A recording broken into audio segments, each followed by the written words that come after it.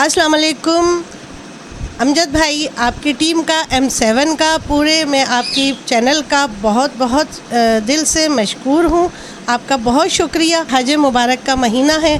मैं अपने तमाम बहन भाइयों को, यतीमों को, गरीबों को, मिस्कीनों को और अपने पूरे पाकिस्तान को और जो पाकिस्तान से हमारे बहन भाई दूर बैठे हुए हैं उन सब को मैं बहुत बहुत मुबारकबाद देना चाहती हूँ।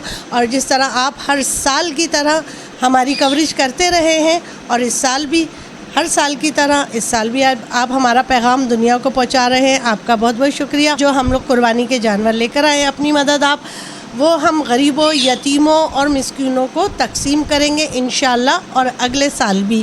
तो बहुत बहुत शुक्रिया। देखते रहिए M7। तमाम मुसलमानों को ईद मुबारक। उम्दा में पकाएं और जी भर के खाएं।